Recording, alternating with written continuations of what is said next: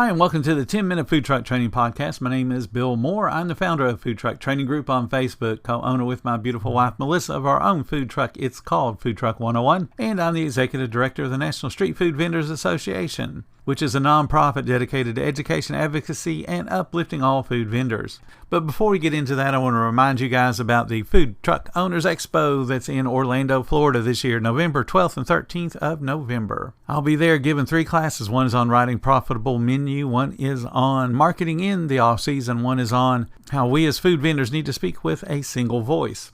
If you guys would like to attend the Food Truck Owners Expo, go to FTOexpo.com. Place your orders today for those tickets, and when you do, put in the code FTTG15 for a 15% discount. I want to thank Table Needs for sponsoring this episode of the 10-Minute Food Truck Training Podcast. Table Needs is a full-service POS system capable of handling your busy food truck, cash, credit card, and reporting needs. Check out the link in the description for more information about Table Needs. Okay, so the questions we're going to talk about today. What are some quick tips for evaluating whether a public event is worth attending as a vendor? And this one gets asked a lot in our Facebook group. The things that you want to look at when someone approaches you with, hey, I've got this event, I'd love for you to come attend. First of all, is it an event? Let's define what an event is. An event is a publicly attended entertainment venue. That's all that an event is. When someone has a business like the hardware store or a grocery store, and they say, hey, would you come be at this event? What's going on? Why are people going to be going to your business? Oh, well, nothing. It's not an event. That's just an opportunity for you to make sales. It's not an event. Don't call it an event. An event will have, again, entertainment for the public in whatever way, shape, or form that entertainment is. It could be games, it could be rides, it could be music, it could be a sporting event. It could be anything that brings people there for them to do something for 2, 3, 5, 10 hours. Now, the reason that food vendors are invited is so that we can keep people at that particular location for the 2, 3, 5, 10 hours. Sporting events have all kinds of food around them because we hope to keep them there, the 2 or 3 hours the event's going on, and we want to feed them. You go to a fair or a festival, same deal. Food trucks are there to provide food so that folks don't leave. Because if they have to leave, well, then they got the kids away from it. Hey, we finally don't have to spend any more money on riding those rides and petting those pets. So that's why food trucks are there, to keep people on site. So you're asking them, what is the attraction? Next thing is, how many people do you plan on having there? An event organizer will know how many people they hope will show up. And you're probably thinking, but Bill, they all lie. No, they don't. They're salesmen. They are trying to put their best foot forward and make you want to attend this. They know they can't say 1 million people are going to show up because they know 1 million people are not going to show up. But they might say 2,000 are going to show up, and they're hopeful that all 2,000 will show up because that's what the number they know is going to help them to be profitable as an event. So ask them, how many people are going to show up? And whatever number they give you, how are you going to make sure that many people show up? Oh, we're selling tickets. That's awesome. How many tickets have you sold so far? We're giving away tickets. It's free admission. How are you going to get those people there? How do they know that you exist? What's your social media? How many people are following you on your social media right now? Have you set up an event on Facebook? How many people have RSVP'd and said they're going to show up? Now, that doesn't mean that they're going to have that attendance if somebody RSVPs. It just means there's interest. So if they say there's going to be 2,000 people, they probably should have about 10,000 people saying they're interested. Because we know the day of, they're going to forget, they're going to have other things come up.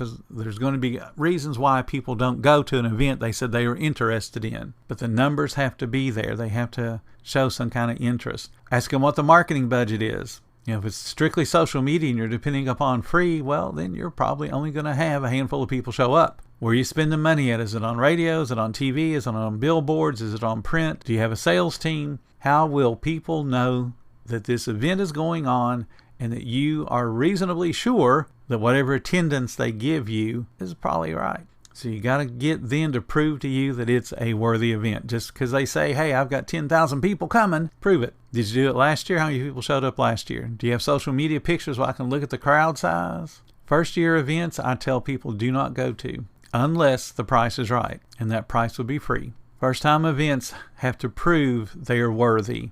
Now, you as a vendor can make your own choices and go or not go, but I would not be the guinea pig. Let other brand new vendors be the guinea pig. Anything worth attending has social media following that shows they're going to get those kind of people. If you're going to a local car show and we'll get 200 people, Okay, 200 people coming to a car show probably ain't eating. You might get a dozen, maybe. Don't blame them, blame you. You're the one that said, yes, I will show up. It really bothers me when people blame the event coordinators for their own failed decision-making processes. Ask the right questions. Make whoever's talking to you prove this is a worthy event. Now, here's a caveat. Do not send money over any person-to-person network. Do not send money over Facebook. Do not send money over PayPal. The reason being, those are peer-to-peer.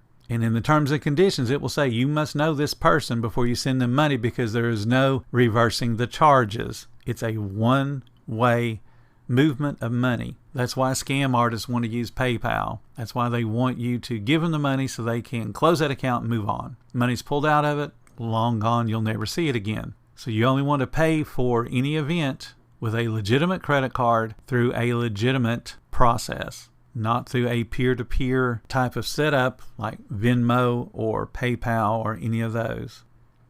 If you pay in that manner, you will lose the money because there's not going to be any event worth attending that's trying to do that kind of thing cheaply.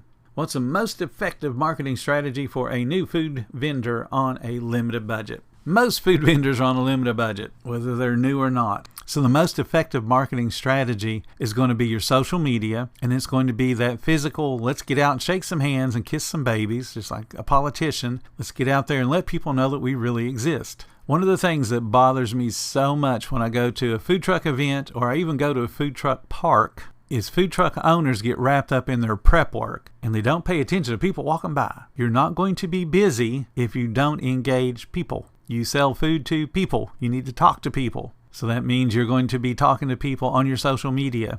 Post all the time. Every day that you're open, at least 3 minimum. Every day that you're closed, at least 1 minimum. And then respond to everybody. Ask questions, get them talking to you, and then respond to them all.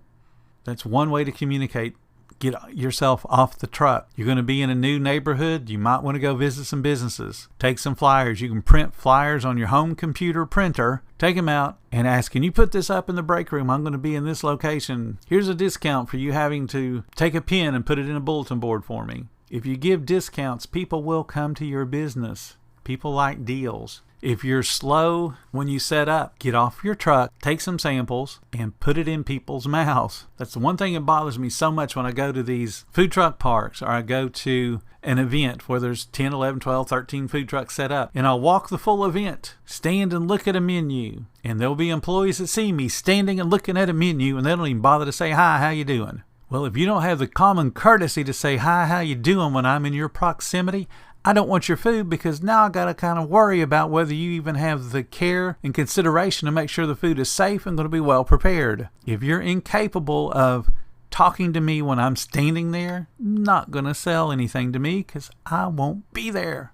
And people are like that. But you know what? When you stand out with a tray of food, hey, would you like to try one of our tacos? Hey, would you like to try a Philly cheesesteak? The people that don't like that kind of food will tell you, no, I'm not really into that, which is fine. But there'll be a whole bunch of people, oh, heck yeah, give me a sample. I like free. And they'll take it and they'll eat it. And if you've done a good job on the preparation, they'll probably say, hey, I'll be back. This is awesome. When you hand out food, you are more likely to get people coming back because you are now a known entity. They know what your food tastes like. They know that you're personable because they talk to you. And they don't have to make that decision of, I wonder if this food's good. So if you're on that limited budget, do the things that don't cost money like social media. Do things that cost a little bit of money like giving out free samples, printing off some things at home, and then hand them out. Give people a reason to try your food. You've got to get that food into their mouths. Take the product you are most proud of, something that's super profitable, and get it out there to them. Sampling works. Thank you so much for listening to the 10-Minute Food Truck Training Podcast. If you're finding the information helpful, please follow our podcast. And if you really like what we do, show us some support. There's links in the description to make that happen. Every little bit does help keep us going. Until next time, you guys have a profitable day.